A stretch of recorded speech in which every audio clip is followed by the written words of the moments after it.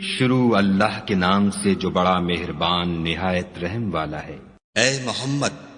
صلی اللہ علیہ وآلہ وسلم، مجاہد لوگ تم سے غنیمت کے مال کے بارے میں دریافت کرتے ہیں کہ کیا حکم ہے؟ کہہ دو کہ غنیمت خدا اور اس کے رسول کا مال ہے، تو خدا سے ڈرو اور آپس میں صلح رکھو، اور اگر ایمان رکھتے ہو تو خدا اور اس کے رسول کے حکم پر چلو۔ مومن تو وہ ہیں کہ جب خدا کا ذکر کیا جاتا ہے تو ان کے دل ڈر جاتے ہیں، اور جب انہیں اس کی آیتیں پڑھ کر سنائی جاتی ہیں تو ان کا ایمان اور بڑھ جاتا ہے،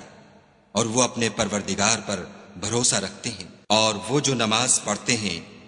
اور جو مال ہم نے ان کو دیا ہے اس میں سے نیک کاموں میں خرچ کرتے ہیں، یہی سچے مومن ہیں، اور ان کے لیے پروردگار کے ہاں بڑے بڑے درجے اور بخشش اور عزت کی روزی ہے۔ ان لوگوں کو اپنے گھروں سے اس طرح نکلنا چاہیے تھا جس طرح تمہارے پروردگار نے تم کو تدبیر کے ساتھ اپنے گھر سے نکالا، اور اس وقت مومنوں کی ایک جماعت ناخوش تھی۔ وہ لوگ حق بات میں اس کے ظاہر ہوئے پیچھے تم سے جھگڑنے لگے، گویا موت کی طرف دھکیلے جاتے ہیں اور اسے دیکھ رہے ہیں۔ اور اس وقت کو یاد کرو جب خدا تم سے وعدہ کرتا تھا کہ ابو سفیان اور ابو جہل کے دو گروہوں میں سے ایک گروہ تمہارا مسخر ہو جائے گا، اور تم چاہتے تھے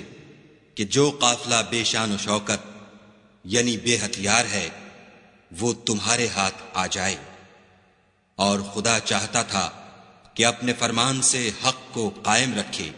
اور کافروں کی جڑ کاٹ کر پھینک دے، تاکہ سچ کو سچ اور جھوٹ کو جھوٹ کر دے۔ گو مشرک ناخوش ہی ہوں۔ جب تم اپنے پروردگار سے فریاد کرتے تھے تو اس نے تمہاری دعا قبول کر لی اور فرمایا کہ تسلی رکھو، ہم 1000 فرشتوں سے جو ایک دوسرے کے پیچھے آتے جائیں گے تمہاری مدد کریں گے۔ اور اس مدد کو خدا نے محض بشارت بنایا تھا کہ تمہارے دل اس سے اطمینان حاصل کریں، اور مدد تو اللہ ہی کی طرف سے ہے، بے شک خدا غالب حکمت والا ہے۔ جب اس نے تمہاری تسکین کے لیے اپنی طرف سے تمہیں نیند کی چادر اڑا دی اور تم پر آسمان سے پانی برسا دیا تاکہ تم کو اس سے نہلا کر پاک کر دے اور شیطانی نجاست کو تم سے دور کر دے، اور اس لیے بھی کہ تمہارے دلوں کو مضبوط کر دے اور اس سے تمہارے پاؤں جمائے رکھے۔ جب تمہارا پروردگار فرشتوں کو ارشاد فرماتا تھا کہ میں تمہارے ساتھ ہوں، تم مومنوں کو تسلی دو کہ ثابت قدم رہیں، میں ابھی ابھی کافروں کے دلوں میں رعب و ہیبت ڈالے دیتا ہوں، تو ان کے سر مار کر اڑا دو اور ان کا پور پور مار کر توڑ دو۔ یہ سزا اس لیے دی گئی کہ انہوں نے خدا اور اس کے رسول کی مخالفت کی، اور جو شخص خدا اور اس کے رسول کی مخالفت کرتا ہے تو خدا بھی سخت عذاب دینے والا ہے۔ یہ مزہ تو یہاں چکھو اور یہ جانے رہو کہ کافروں کے لیے آخرت میں دوزخ کا عذاب بھی تیار ہے۔ اے اہل ایمان، جب میدان جنگ میں کفار سے تمہارا مقابلہ ہو تو ان سے پیٹھ نہ پھیرنا، اور جو شخص جنگ کے روز اس صورت کے سوا کہ لڑائی کے لیے کنارے کنارے چلے، یعنی حکمت عملی سے دشمن کو مارے یا اپنی فوج میں جا ملنا چاہے، ان سے پیٹھ پھیرے گا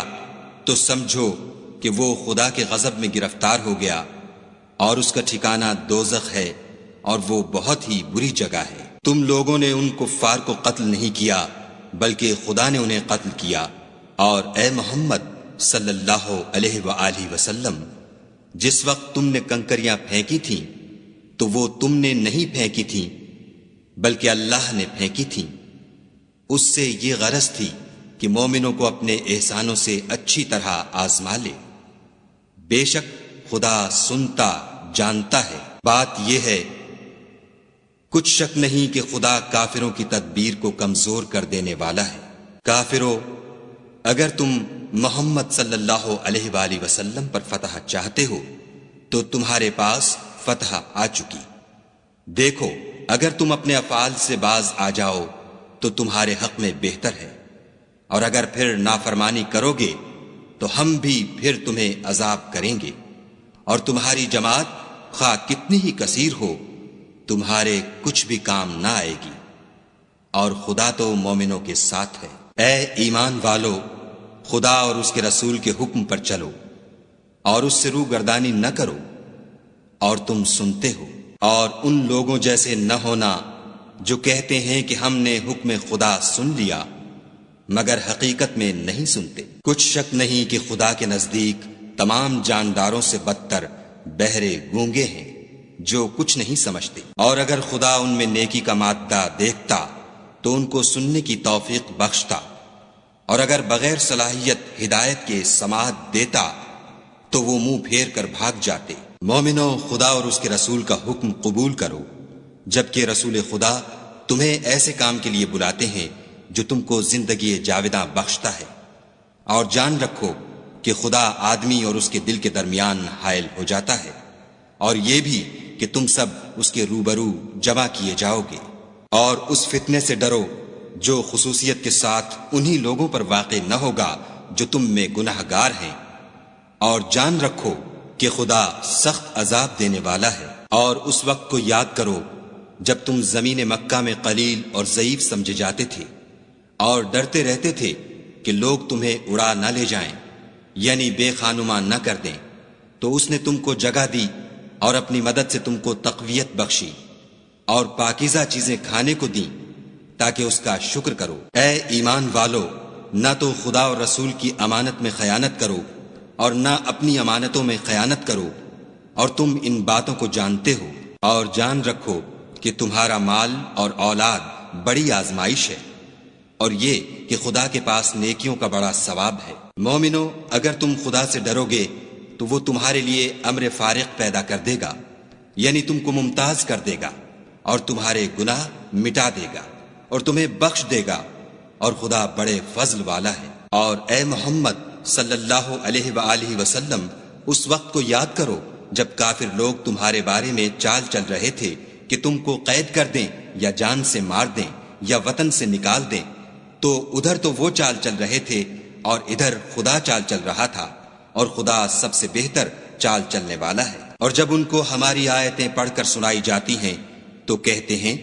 یہ کلام ہم نے سن لیا ہے، اگر ہم چاہیں تو اسی طرح کا کلام ہم بھی کہہ دیں، اور یہ ہے ہی کیا، صرف اگلے لوگوں کی حکایتیں ہیں۔ اور جب انہوں نے کہا کہ اے خدا، اگر یہ قرآن تیری طرف سے برحق ہے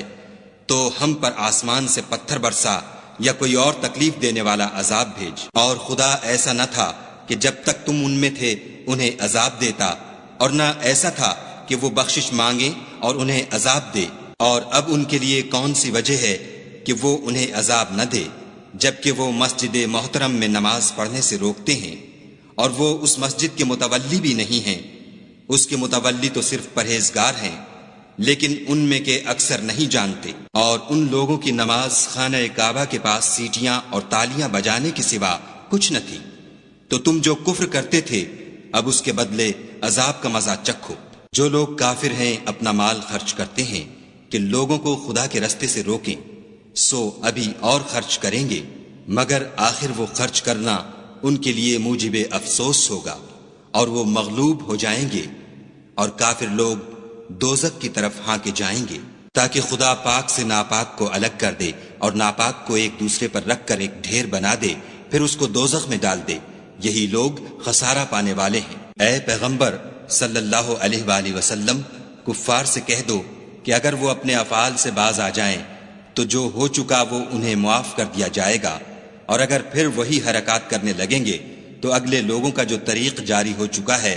وہی ان کے حق میں برتا جائے گا۔ اور ان لوگوں سے لڑتے رہو یہاں تک کہ فتنہ یعنی کفر کا فساد باقی نہ رہے اور دین سب خدا ہی کا ہو جائے، اور اگر باز آ جائیں تو خدا ان کے کاموں کو دیکھ رہا ہے، اور اگر روگردانی کریں تو جان رکھو کہ خدا تمہارا حمایتی ہے، اور وہ خوب حمایتی اور خوب مددگار ہے۔ اور جان رکھو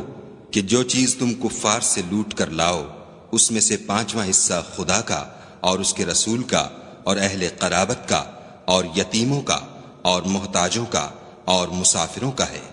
اگر تم خدا پر اور اس نصرت پر ایمان رکھتے ہو جو حق و باطل میں فرق کرنے کے دن یعنی جنگ بدر میں جس دن دونوں فوجوں میں مٹھ بھیڑ ہو گئی، اپنے بندے محمد صلی اللہ علیہ وآلہ وسلم پر نازل فرمائی، اور خدا ہر چیز پر قادر ہے۔ جس وقت تم مدینے سے قریب کے ناکے پر تھے اور کافر بعید کے ناکے پر، اور قافلہ تم سے نیچے اتر گیا تھا، اور اگر تم جنگ کے لیے آپس میں قرارداد کر لیتے تو وقت معین پر جمع ہونے میں تقدیم و تاخیر ہو جاتی،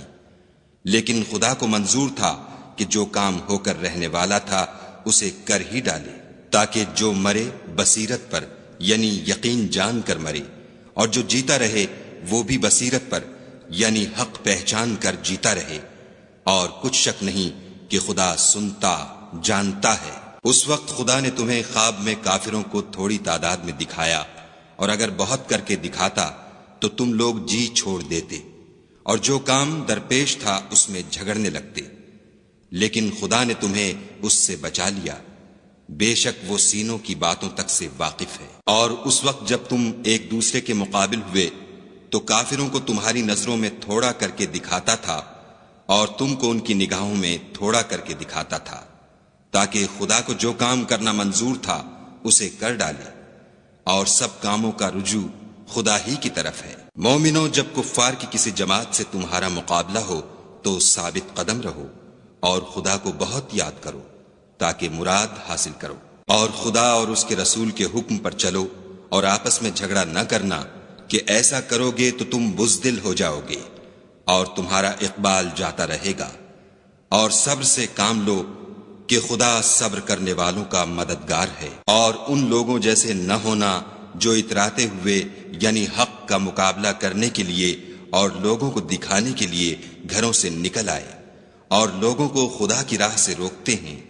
اور جو اعمال یہ کرتے ہیں خدا ان پر احاطہ کیے ہوئے ہے۔ اور جب شیطانوں نے ان کے اعمال ان کو آراستہ کر دکھائے اور کہا کہ آج کے دن لوگوں میں کوئی تم پر غالب نہ ہوگا اور میں تمہارا رفیق ہوں، لیکن جب دونوں فوجیں ایک دوسرے کے مقابل صف آرا ہوئیں تو پسپا ہو کر چل دیا اور کہنے لگا کہ مجھے تم سے کوئی واسطہ نہیں، میں تو ایسی چیزیں دیکھ رہا ہوں جو تم نہیں دیکھ سکتے، مجھے تو خدا سے ڈر لگتا ہے، اور خدا سخت عذاب کرنے والا ہے۔ اس وقت منافق اور کافر جن کے دلوں میں مرض تھا کہتے تھے کہ ان لوگوں کو ان کے دین نے مغرور کر رکھا ہے، اور جو شخص خدا پر بھروسہ رکھتا ہے تو خدا غالب حکمت والا ہے۔ اور کاش تم اس وقت کی کیفیت دیکھو جب فرشتے کافروں کی جانیں نکالتے ہیں، ان کے منہوں اور پیٹھوں پر کوڑے اور ہتھوڑے وغیرہ مارتے ہیں اور کہتے ہیں کہ اب عذاب آتش کا مزہ چکھو، یہ ان اعمال کی سزا ہے جو تمہارے ہاتھوں نے آگے بھیجے ہیں، اور یہ جان رکھو کہ خدا بندوں پر ظلم نہیں کرتا۔ جیسا حال فرعونیوں اور ان سے پہلے لوگوں کا ہوا تھا ویسا ہی ان کا ہوا کہ انہوں نے خدا کی آیتوں سے کفر کیا تو خدا نے ان کے گناہوں کی سزا میں ان کو پکڑ لیا، بے شک خدا زبردست اور سخت عذاب دینے والا ہے۔ یہ اس لیے کہ جو نعمت خدا کسی قوم کو دیا کرتا ہے جب تک وہ خود اپنے دلوں کی حالت نہ بدل ڈالیں خدا اسے نہیں بدلا کرتا، اور اس لیے کہ خدا سنتا جانتا ہے۔ جیسا حال فرعونیوں اور ان سے پہلے لوگوں کا ہوا تھا ویسا ہی ان کا ہوا، انہوں نے اپنے پروردگار کی آیتوں کو جھٹلایا تو ہم نے ان کو ان کے گناہوں کے سبب ہلاک کر ڈالا اور فرعونیوں کو ڈبو دیا، اور وہ سب ظالم تھے۔ جانداروں میں سب سے بدتر خدا کے نزدیک وہ لوگ ہیں جو کافر ہیں، سو وہ ایمان نہیں لاتے۔ جن لوگوں سے تم نے صلح کا عہد کیا ہے پھر وہ ہر بار اپنے عہد کو توڑ ڈالتے ہیں اور خدا سے نہیں ڈرتے۔ اگر تم ان کو لڑائی میں پاؤ تو انہیں ایسی سزا دو کہ جو لوگ ان کے پسے پشت ہوں وہ ان کو دیکھ کر بھاگ جائیں، عجب نہیں کہ ان کو اس سے عبرت ہو۔ اور اگر تم کو کسی قوم سے دغا بازی کا خوف ہو تو ان کا عہد انہی کی طرف پھینک دو اور برابر کا جواب دو، کچھ شک نہیں کہ خدا دغا بازوں کو دوست نہیں رکھتا۔ اور کافر یہ نہ خیال کریں کہ وہ بھاگ نکلے ہیں، وہ اپنی چالوں سے ہم کو ہرگز عاجز نہیں کر سکتے۔ اور جہاں تک ہو سکے فوج کی جمعیت کے زور سے اور گھوڑوں کے تیار رکھنے سے ان کے مقابلے کے لیے مستعد رہو کہ اس سے خدا کے دشمنوں اور تمہارے دشمنوں اور ان کے سوا اور لوگوں پر جن کو تم نہیں جانتے، اور خدا جانتا ہے ہیبت بیٹھی رہے گی، اور تم جو کچھ راہ خدا میں خرچ کرو گے اس کا ثواب تم کو پورا پورا دیا جائے گا، اور تمہارا ذرا نقصان نہ کیا جائے گا۔ اور اگر یہ لوگ صلح کی طرف مائل ہوں تو تم بھی اس کی طرف مائل ہو جاؤ، اور خدا پر بھروسہ رکھو، کچھ شک نہیں کہ وہ سب کچھ سنتا اور جانتا ہے۔ اور اگر یہ چاہیں کہ تم کو فریب دیں تو خدا تمہیں کفایت کرے گا، وہی تو ہے جس نے تم کو اپنی مدد سے اور مسلمانوں کی جمعیت سے تقویت بخشی اور ان کے دلوں میں الفت پیدا کر دی، اور اگر تم دنیا بھر کی دولت خرچ کرتے تب بھی ان کے دلوں میں الفت پیدا نہ کر سکتے، مگر خدا ہی نے ان میں الفت ڈال دی، بے شک وہ زبردست اور حکمت والا ہے۔ اے نبی، خدا تم کو اور مومنوں کو جو تمہارے پیرو ہیں کافی ہے۔ اے نبی، مسلمانوں کو جہاد کی ترغیب دو، اگر تم میں 20 آدمی ثابت قدم رہنے والے ہوں گے تو 200 کافروں پر غالب رہیں گے، اور اگر 100 ایسے ہوں گے تو 1000 پر غالب رہیں گے، اس لیے کہ کافر ایسے لوگ ہیں کہ کچھ بھی سمجھ نہیں رکھتے۔ اب خدا نے تم پر سے بوجھ ہلکا کر دیا اور معلوم کر لیا کہ ابھی تم میں کسی قدر کمزوری ہے، پس اگر تم میں 100 ثابت قدم رہنے والے ہوں گے تو 200 پر غالب رہیں گے، اور اگر 1000 ہوں گے تو خدا کے حکم سے 2000 پر غالب رہیں گے، اور خدا ثابت قدم رہنے والوں کا مددگار ہے۔ پیغمبر کو شایع نہیں کہ اس کے قبضے میں قیدی رہیں جب تک کافروں کو قتل کر کے زمین میں کثرت سے خون نہ بہا دے۔ تم لوگ دنیا کے مال کے طالب ہو اور خدا آخرت کی بھلائی چاہتا ہے، اور خدا غالب حکمت والا ہے۔ اگر خدا کا حکم پہلے نہ ہو چکا ہوتا تو جو فدیہ تم نے لیا ہے اس کے بدلے تم پر بڑا عذاب نازل ہوتا۔ تو جو مال غنیمت تمہیں ملا ہے اسے کھاؤ کہ وہ تمہارے لیے حلال طیب ہے، اور خدا سے ڈرتے رہو، بے شک خدا بخشنے والا مہربان ہے۔ اے پیغمبر، جو قیدی تمہارے ہاتھ میں گرفتار ہیں ان سے کہہ دو کہ اگر خدا تمہارے دلوں میں نیکی معلوم کرے گا تو جو مال تم سے چھن گیا ہے اس سے بہتر تمہیں عنایت فرمائے گا، اور تمہارے گناہ بھی معاف کر دے گا، اور خدا بخشنے والا مہربان ہے۔ اور اگر یہ لوگ تم سے دغا کرنا چاہیں گے تو یہ پہلے ہی خدا سے دغا کر چکے ہیں، تو اس نے ان کو تمہارے قبضے میں کر دیا، اور خدا دانا حکمت والا ہے۔ جو لوگ ایمان لائے اور وطن سے ہجرت کر گئے اور خدا کی راہ میں اپنے مال اور جان سے لڑے وہ، اور جنہوں نے ہجرت کرنے والوں کو جگہ دی اور ان کی مدد کی وہ آپس میں ایک دوسرے کے رفیق ہیں۔ اور جو لوگ ایمان تو لے آئے لیکن ہجرت نہیں کی تو جب تک وہ ہجرت نہ کریں تم کو ان کی رفاقت سے کچھ سروکار نہیں، اور اگر وہ تم سے دین کے معاملات میں مدد طلب کریں تو تم کو مدد کرنی لازم ہے، مگر ان لوگوں کے مقابلے میں کہ تم میں اور ان میں صلح کا عہد ہو مدد نہیں کرنی چاہیے، اور خدا تمہارے سب کاموں کو دیکھ رہا ہے۔ اور جو لوگ کافر ہیں وہ بھی ایک دوسرے کے رفیق ہیں۔ تو مومنو، اگر تم یہ کام نہ کرو گے تو ملک میں فتنہ برپا ہو جائے گا اور بڑا فساد مچے گا۔ اور جو لوگ ایمان لائے اور وطن سے ہجرت کر گئے اور خدا کی راہ میں لڑائیاں کرتے رہے، اور جنہوں نے ہجرت کرنے والوں کو جگہ دی اور ان کی مدد کی، یہی لوگ سچے مسلمان ہیں، ان کے لیے خدا کے ہاں بخشش اور عزت کی روزی ہے۔ اور جو لوگ بعد میں ایمان لائے اور وطن سے ہجرت کر گئے اور تمہارے ساتھ ہو کر جہاد کرتے رہے، وہ بھی تمہی میں سے ہیں، اور رشتہ دار خدا کے حکم کی روح سے ایک دوسرے کے زیادہ حقدار ہیں۔ کچھ شک نہیں کہ خدا ہر چیز سے واقف ہے۔